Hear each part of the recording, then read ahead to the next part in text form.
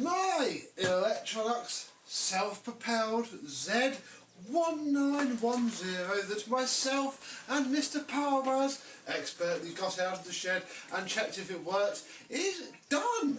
Refurbished, looking very nice indeed. The bin has come up astonishingly well. We're going to have a quick look over it, check how it works because it's not brilliant, and then there's one more thing we need to do which could change the way it works and hopefully make it better, and by the end of this video we will be vacuuming very happily with our state-of-the-art bagless Electrolux vacuum cleaner from 1997.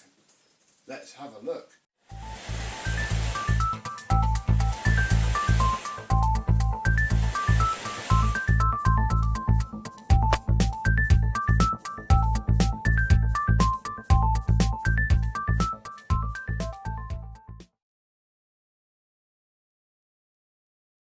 Yes, hello, my vacuum cleaner, Electrolux and Eureka chums. How are you today? Yes, about the only real sad, damaging cosmetic bit is all the writings worn off of the handle here, which isn't really the greatest problem in the world. It still works. You still flick that to the side and then it bounces backwards and forwards, moving the Bowden cable that runs through this machine and changes the direction of the spinny wheel. We'll have a look at that in a bit.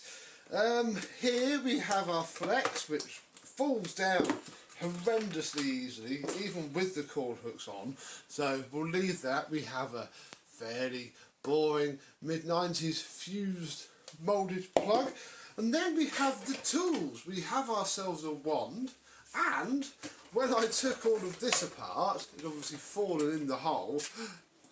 The original crevice tool. You're not going to see very many crevices, sadly, since there's not much of it left. And yeah, it only really fits on there. Problem is I've only got half of the wand for it, so whereas the hose fits in that end, this fits in there. So yeah, not really ideal. Probably just going to be thrown away, and I'm just going to say that this has no small tools at all, which it doesn't. Hose is there. I had changed the way it sits, which is why this has a bit of a kink in it really, because it just makes it slightly easier. Oh, there we go, look, you can see now. It will hopefully sort of fall flat and make it alright. It's only a small little horrible hose anyway. Underneath we have a nice carry handle. Then we have the Electrolux HEPA filter, which, as you know, was quite trash. So what I've done is I've simply put a bit of filter material into here, ripped out what remained of the torn, clogged up, horrible pleated paper filter, and that can go in its place. It's probably for the best as well, because this machine, she's not great at the old filtering, and that's mainly because of what is in here. The worst cyclone ever? You comment down below, tell me what you think. Yeah, you can open this side. You can't open this side, so you've got to hope that whatever falls in there comes out of those little holes. Again, I cut a bit of filter to replace this that clamps on there. So that's all very good. We have again a nice bit of filter cut and popped in down there. Yeah, everything's sort of, you know, spotlessly clean. There's no more plaster dust anywhere on the machine. She's all looking very nice indeed. So we'll hook that back over, click that back on, and have a look at the underside, which won't take that long really, because at the minute there is no brush roll fitted. Yeah, come to that shortly. I've glued up the two broken ones of these that had snapped. That one is missing sadly, and I've also, we'll see in a minute, refoamed the whole thing. Underneath here is spotless. Our wheel will spin as it's in neutral. I think if you push the cable, which then pushes against the clutches, it suddenly becomes very, very stiff to push. So I think we should turn it on, and I'll see if you agree with me that it doesn't quite sound right, but probably because there's no brush roll fitted. Here we go then. So let's turn it on and I'll show you what I mean.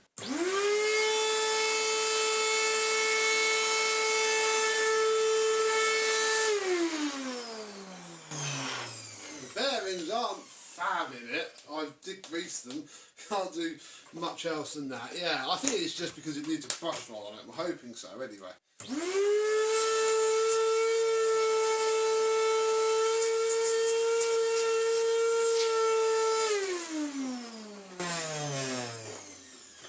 The suction from the hose is pretty terrible, as it's 1400 watts on this instance does not mean good airflow, it just means it uses 1400 watts. So I think we should pretty quickly fill the missing parts, because I'm just hoping that quietens the motor down, otherwise might have to take another look. Recline her down, and then I have to use a flathead screwdriver for these crosshead / flathead screws, because they're incredibly worn. So we'll do this. Obviously it makes the job significantly more difficult, especially when you cannot see into the little recess, but hopefully there we go. Yes, nice new foam sealing strips all the way around. Don't know how much good it can do at all. Now, we do have a new belt to fit, obviously. Me and Mr. Power has half set fire to the other one. Yeah, I'm just hoping that this, with a bit of tension on it, is going to just sort that bearing out. Now, obviously, we could refit the old brush roll, but it's not that nice, is it? So, what I thought I would do is celebrate an occasion by getting this out of the shed. This is a brand new 12-inch brush roll, EB01, fits cyclone power, and the Z1910 is not on the do not use on models. I think they did a wider model. So I'm sort of hoping, doesn't fit at all. Ooh, oh no, we have to use the old brush roll. That's a pain. It's not on there. Right, well, screw that then. Oh, what a lovely brush roll. But we might see this soon, I'm possibly, hopefully sure. Right, well, now I'm going to have to fit this one back then. That's a shame.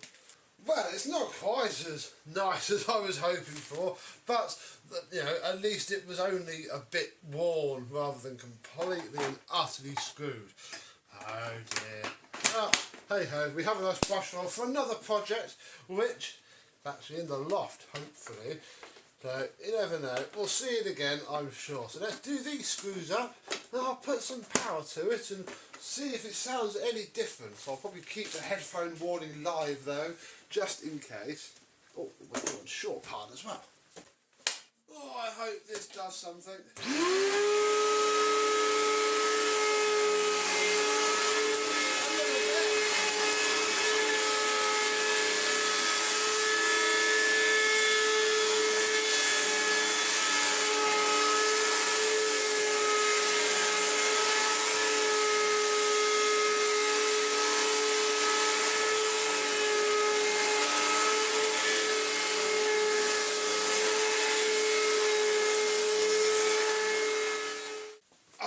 Well, this isn't going fab. I'm sure the astute of hearing, if I haven't just deafened the heck out of you, will notice that the motor sounds absolutely flipping awful. I think the bearings are shot. I didn't do much more than just put a drop of grease on them.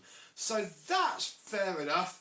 And if that was the only issue, well, we might be alright. But, and you probably didn't pick this up on the video, oh no, I have catastrophically broken this cable. Look, this is the top of the Bowden cable that runs right the way down and connects to the self-propelled, and I've done something very wrong because it won't move. And over here, this is the handle. Ignore all the sort of bits and bobs, but that tip of that cable sits there, and then obviously as you move the handle up and down, obviously it pushes and pulls the cable, and yeah, first push I did, bent, and that is potentially a pretty big problem that's possibly just written this whole machine off. It is a bit of a shame, but we shall give it one chance at being fixed. It would be quite silly not to have a look. So it all runs down here. What I think's possibly happened is I've not routed the cable properly. There's just too much of a bend in it somewhere, or I haven't put the self-propelled bit back together properly, and it's not doing anything there. So we're going to strip this down a little bit. I'll do it on camera with you.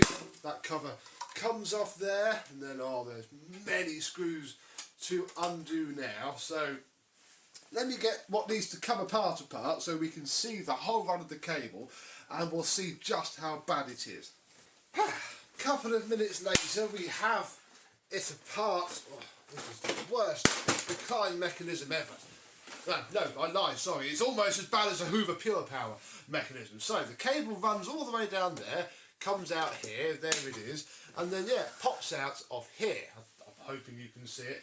And, if I can manipulate it from up here, it does sort of try to work, as in it pulls and pushes still through the length, although I think this top bit's knackered, but it's still not perfect. I think I have definitely messed up somewhere and kinked the cable. So we're going to start just to disassemble it a little bit further until we can loosen this cable up, and who knows, I might be able to fix it, and even then we'll have to move on to the motor, but motor bearings are a bit easier than this cable. This cable's broken, that's it, no chance. So yeah, runs down there. One of them is the mains cable, the other one is the wire, and no, we're going to have to go further, folks. This is the problem when you don't do machines very often. They can bite you, and this one in particular is quite difficult. I should have probably triple checked this before I went and turned it on and did the after video, but never mind, it makes this more fun, doesn't it? So it's all got to come back apart again. Come on.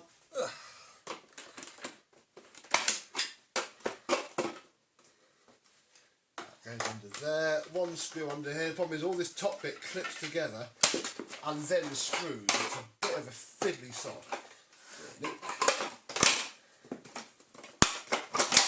There we go. Right, that's good. Get all this out of the way, because who knows, it may not go back together. Right, there's all of our wiring. That can stay put. In fact, that can come completely out of the way. Marvellous. Yeah, it comes into there, and then yeah, it goes out and then back in again. And I'm wondering if that's where I might have gone wrong. Probably it's all flipping sharp now. It's certainly moving.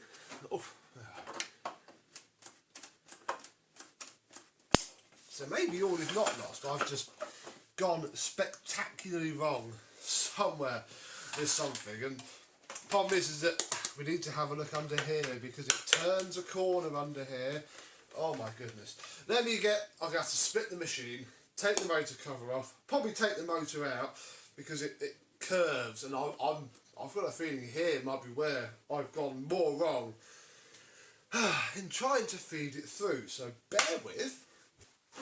Well, with a little bit of lubrication into the end of the cable, if I grab this end and you look down there, that's working, I think. It doesn't move it much, it only pushes the innards between the two clutch packs, almost. So this bit probably works. I don't know which is neutral and which isn't. I think in the middle is. So problem is, this end's taken a bend, and when these cables bend, they pretty much lose their structure. So what I'm gonna do is, try and straighten it out as much as possible. I'm going to put Cube Bond all on there to try and stiffen it up, and then hope that maybe that lasts and we can perhaps have a working cable once more. No, I'm not holding my breath, sadly. I think the damage is already done, but yeah, a bit of a shame.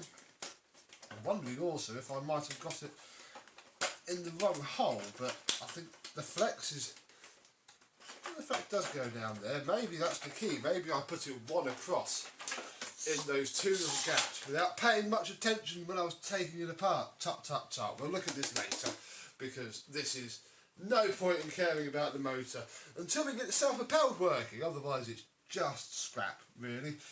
Oh, what a pain. Right, I'm going to attempt to bodge this cable and I'll come back if it works. Well, we have some progress. I have the handle back on now because it's pretty key, and if you look down there, it seems to be moving it. Problem is, oh, how can I show you this? I don't have the full travel on the handle. It doesn't go all the way back into its slot. But the fact that that's moving is possibly going to be enough. The only real way that we can test is headphones warning, because there is zero sound deadening in this thing at the minute. We're going to have to turn it on and see.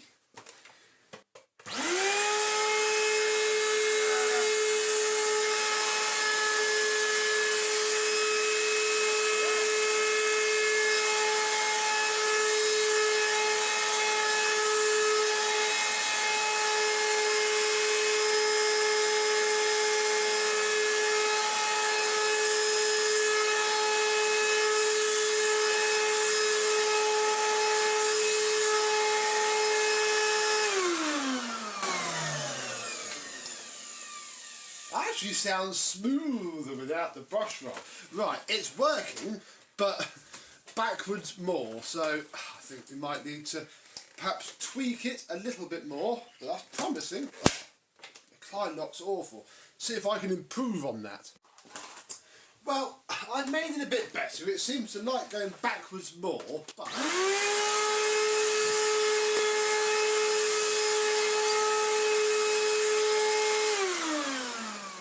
does at least move.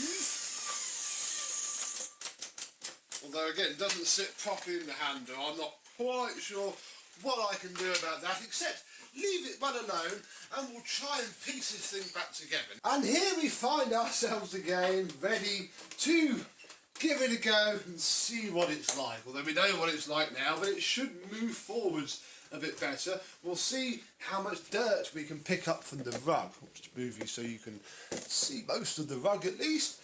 Oh dear.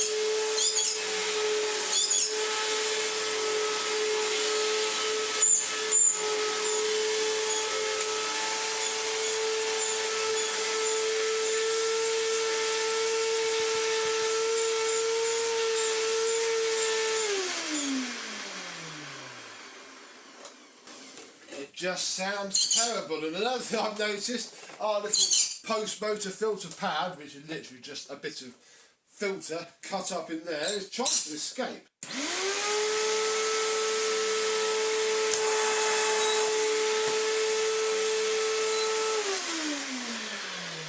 I don't blame it personally.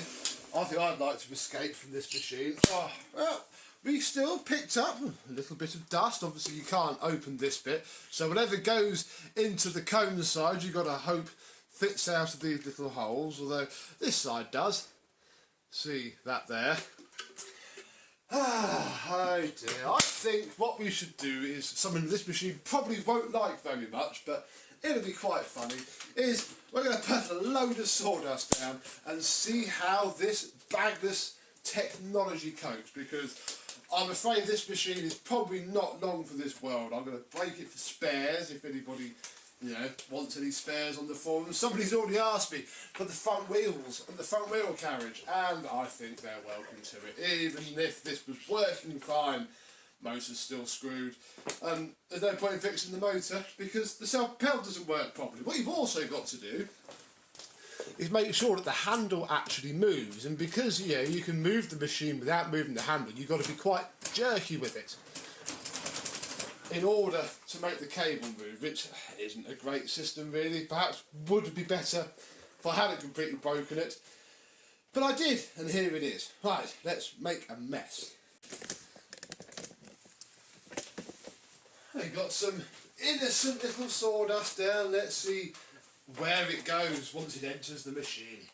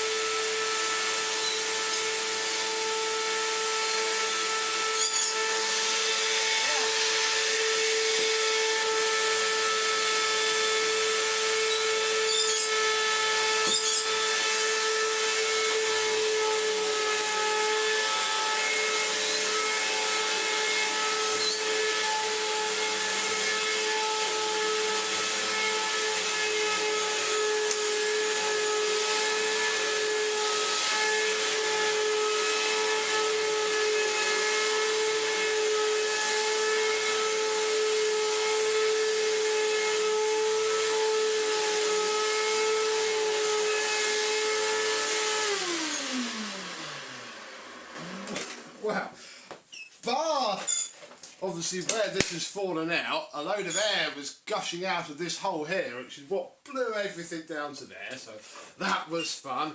Right, this has brand new filters fitted. I still fitted the new filters. Obviously I did all that before I realised how broken that would be. Oh, I'm going to change angle because you won't see anything with that light behind me. There we go, that's better. Well, it's actually kept the dirt on the side it's supposed to be. This is probably the most I've ever picked up with one of these. But the real proof is elsewhere, so yeah, that's actually not done too badly. And I can take my sawdust box because this is clean, you know, we can just dump it straight back in. Ooh. How have the filters coped? Well, yeah, see, this is why this wasn't a very good bagless system. This machine and the other ones like it are probably exactly what Dyson used to take aim from with the DC04, you know, don't have to clean the filters for 6 months. That was brand new cut up bit of filter, like before I did this rug. So yeah, with fine dust, it doesn't like it very much. Put that in there and then try and get everything out of the bin, and that's that empty as well as you can do. On the what's this? This is probably the pre-motor filter. There is dust on there as well. Inside of here now has a fine layer. Oh dear! And oh gosh, look under there. Look. This is the top of the cyclone. That's what seals to that. I noticed this when I was cleaning it. It all sits in there, look. So there's all the fluff that we did pick up. Yeah, terrible. I didn't pay much for this, and I'm very glad I didn't. And it's a shame that it didn't come out nicely, since you know Mr. Parvaz helped me sort it out, but it wasn't to be. And yeah, this was my excuse for a post-motor filter. And again, look, you can see those grey bits are dirt where it was pushed up against this frame. Oh gosh, and look, all in there. This is why you don't see very many of these. It's probably a bit of a shame I've broken quite a rare cleaner, but equally the second one I've had, so they're not that rare. Fun, but not fun. So this is a fail. I am, you know, officially marking it as an F for fail. But, you know, got to show you the failures as well as the good stuff. I'm going to break this for spares. I think, like I said, somebody already wants the front wheels. They're more than welcome for it. We have another bagless Electrolux. Remember that? The Boss from many years ago. That's after the video. It's coming up soon, and hopefully that's going to be a lot better than this one. So, comment down below. Have you ever had one of these self-propelled? And if you had it from new, Did the self-propel mechanism actually work quite well, or was it not great? I can't really judge now because obviously I've broken this one. It wouldn't be fair to blame it for my mistakes, but mistakes were made. That was that. Farewell, Electrolux self-propelled cyclone power. But thank you very much for watching. I hope I haven't destroyed your ears too much. Hopefully the audio edits that I put on my files will knock it down a bit, although I think I'll be a little bit cruel and leave one clip as it should be. And I thank you very much for watching, and I and some other poor Electrolux will see you soon. Bye bye.